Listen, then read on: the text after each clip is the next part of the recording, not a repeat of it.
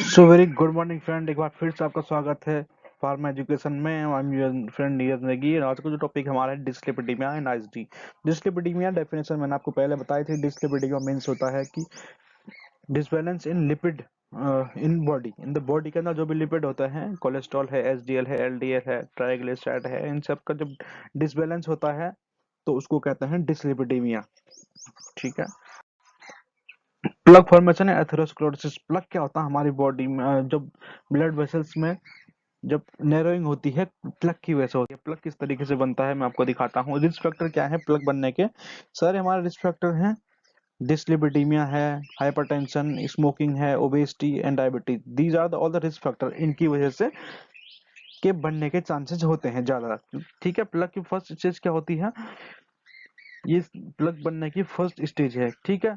Wall arteries wall में जो होता है ना, डेवलप करता है धीरे धीरे प्लग। ठीक है। क्योंकि उसके अंदर लिपिड लिपिड का फॉर्मेशन जब बढ़ जाता है वहां पे तो धीरे धीरे बढ़ता है, चिपकने लगता है जब कोने पे। उसके बाद क्या होता है प्लग उसके बाद बिल्डअप होगा, रप्चर होता है उसके बाद एक कंडीशन के बाद जब थोड़ा बड़ा हो जाता है तो धीरे धीरे, क्योंकि हमारी नैरोइंग होती जाती है ब्लड वेसल्स, इसलिए ब्लड की सप्लाई भी आगे कम होती जाती है। इसलिए हार्ट को भी ज्यादा प्रेशर डालना पड़ता है क्योंकि सारे टिश्यूज को ऑक्सीजन एंड ब्लड की सप्लाई करने के लिए, इसीलिए हमारा ब्लड प्रेशर भी बढ़ता है इसमें। उसके बाद जो है प्लग रप्चर हो जाएगा। रप्चर होने के बाद उसके अंदर का जो भी लिक्विड होगा वो सारा बाहर आ जाएगा ब्लड वेसल्स में और आगे ब्लड सप्लाई बंद हो जाएगी। इसकी वजह से हमारा हार्ट फेलियर हो जाएगा यहाँ पे। ये होता है प्लग और एथेरोस्क्लेरोसिस और एथेरोथ्रोम्बोसिस। थ्रोम्बोसिस मतलब थक्का। ठीक है। अब देखते हैं किस तरीके से होता है। सबसे पहले प्लग बनेगा कोरोनरी आर्टरीज में। अगर प्लग बनेगा तो कोरोनरी आर्टरी डिजीज होंगे जिसको कहते हैं इस्कीमिक हार्ट डिजीज या इस्कीमिया भी कहते हैं। ठीक है। उससे क्या होगा? एंजाइना और एमआई आगे चलकर ये एंजाइना और एमआई होगा। कोरोटोइड आर्टरी, कोरोटोइड आर्टरी कौन सी होती है? जो हमारी ब्रेन को सप्लाई करती है ब्लड। उसमें अगर ये क्लॉटिंग होगी या प्लग फॉर्मेशन होगा तो उसमें क्या होगा? कोरोनरी आर्टरी कोरोटॉइड आर्टरी डिजीज होगी जिसको कि बाद में स्ट्रोक होगा। डेवलप होने के बाद स्ट्रोक, बाद में स्ट्रोक पड़ा है क्योंकि ब्रेन की सप्लाई नहीं होगी, ब्रेन को सप्लाई नहीं होगा ब्लड और ऑक्सीजन, तो यहाँ पे स्ट्रोक हो जाएगा। उसके बाद क्या? पेरिफेरल आर्टरीज ब्रेन में अगर होगा, पेरिफेरल मतलब जो हमारे हाथ पैरों की है उनमें अगर होगा तो यहाँ पे पेरिफेरल आर्टरी डिजीज होगी। ठीक है। इसमें पेन और इस्कीमिया होगा लिम्ब में। लेफ्ट वेंट्रिकुलर हाइपरट्रॉफी मैंने आपको पहले बताया था। लेफ्ट वेंट्रिकुलर हाइपरट्रॉफी क्या होती है कि अगर हमारा जो लेफ्ट वेंट्रिकल है वो ब्लड सप्लाई करने के लिए ज्यादा तेज तेज पंप करता है, हाइपरटेंशन मतलब ब्लड प्रेशर भी इंक्रीज होता है इसमें। उसके बाद जब ज्यादा पंप करता है तो जो मास होता है, मतलब जो कह सकते हैं वॉल होती है हमारे लेफ्ट वेंट्रिकल की, वो होती है मोटी होती जाती है और उसके बाद उसकी थिकनिंग बढ़ती है तो वो ज्यादा पंप नहीं कर पाता है। इसकी वजह से लेफ्ट वेंट्रिकुलर हाइपरट्रॉफी होती है। देखते कैसे करते हैं। लॉन्ग स्टैंडिंग हाइपरटेंशन है, इंक्रीज वर्क हार्ट लोड बढ़ता है, वर्कलोड बढ़ता है हार्ट के ऊपर। हाइपरट्रोफी और वेंट्रिकुलर वॉल, हाइपरट्रोफी होती है वेंट्रिकुलर वॉल के अंदर। हाइपरट्रोफी मीन्स का मसल मास बढ़ना। इसकी वजह से बाद में क्या होगा? हार्ट फेलियर होगा क्योंकि हार्ट मसल्स को ये काम नहीं कर पाएगा इतना, जिसकी वजह से हार्ट फेलियर होगा, ऑक्सीजन की डिमांड इंक्रीज होगी और आईएसडी होगी।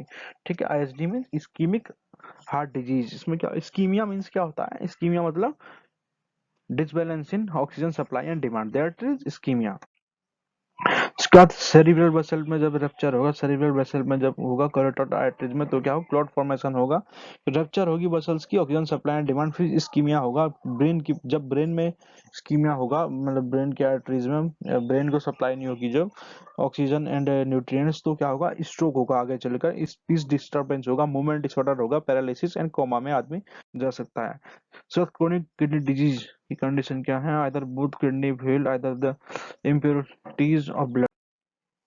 अगर ये आई में आंखों की अगर ब्लड वेसल्स में इस्कीमिया होगा तो क्या होगा? डैमेज होगी और आई डैमेज होगी एंड ब्लाइंडनेस हो जाएगी आई में।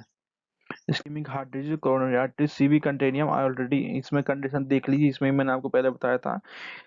सीवी कंटेनियम में यहाँ पे है ये cat, coronary artery disease, myocardial ischemia, उसके बाद कोरोनरी थ्रोम्बोसिस, उसके बाद मायोकार्डियल इन्फेक्शन, ये सारी चीजें इसमें आएंगी आईएच में। इस्कीमिया क्या है? Disbalance in oxygen supply and demand. Oxygen demand कैसे, कौन factor affecting the oxygen demand, कैसे कैसे इंक्रीज होगी।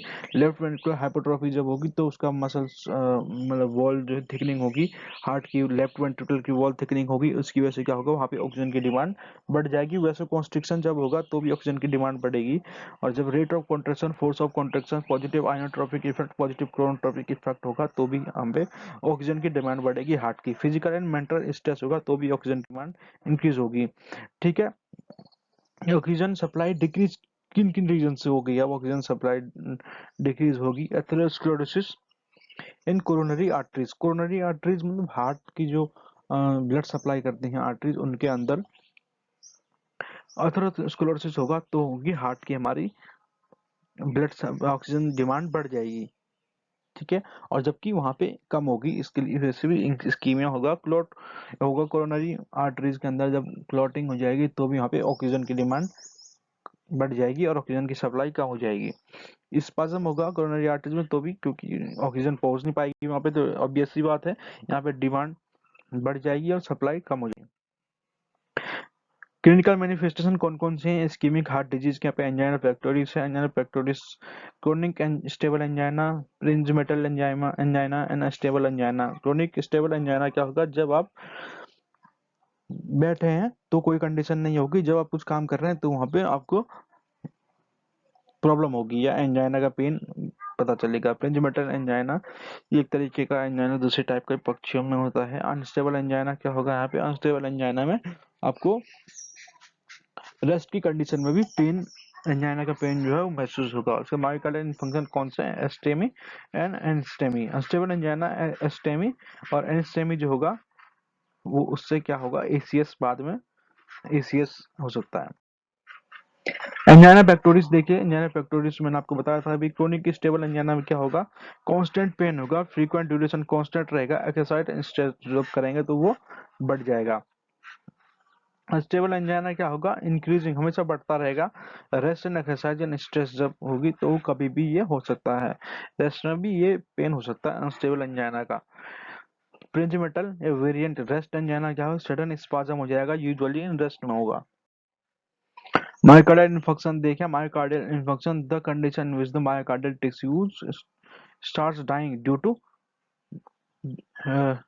Deprivation of oxygen. ठीक है, ये इनके टिश्यूज डाई हो जाएंगे। मायोकार्डियल मतलब हमारे मसल्स, हार्ट मसल्स के, मायोकार्डियल मसल्स के, हार्ट मसल्स के जब टिश्यूज मर जाएंगे। क्यों, क्योंकि ऑक्सीजन जब सप्लाई नहीं होगी वहां पे। ठीक है, इसके साइन क्या है, सीवर चेस्ट पेन होगा, नॉट रिलीविंग एंड नाइट्रेट से रिलीव नहीं होगा, चेस्ट पेन होगा, स्वेलिंग होगी, shortness of breath, nausea and vomiting होगा, जो भी कंडीशन जिसमें ब्लड प्रेशर वाली है, हाइपरटेंशन। नॉर्मल ईसीजी या मैंने आपको पीक्यूआरएसटी ग्राफ पहले बताया दिया। उसका ड्रग कौन कौन सी यूज होंगे एंजाइना पेक्टोरिस के अंदर, नाइट्रेट्स यूज करेंगे, आइसोबाइब्यूटाइल डाइनाइट्रेट्स यूज करेंगे, बीटा ब्लॉकर्स है, मेटाप्रोलोल एटानॉल यूज करेंगे, सीसीबी है, calcium channel blocker, amlodipine and diltiazem use कर सकते हैं, साइटोप्रोटेक्टिव एजेंट के हैं, ट्रिमेटाडाइड कर सकते हैं। अनस्टेबल एंजाइना है, मायोकार्डियल नहीं, medication may not be helpful unstable angina के अंदर, जबकि आपको टेस्ट में भी पेन होगा। मोर इनवेसिव इन्वेसिव प्रोसीजर में भी रिकमेंडेड, यहाँ पे प्रोसीजर होगा, जो भी होगा प्रोसीजर यहाँ पे करना पड़ेगा। So thank you so much. अगर आपको मेरा वीडियो अच्छा लगा तो आप लाइक करें, सब्सक्राइब करें एंड शेयर भी करें। Thank you so much.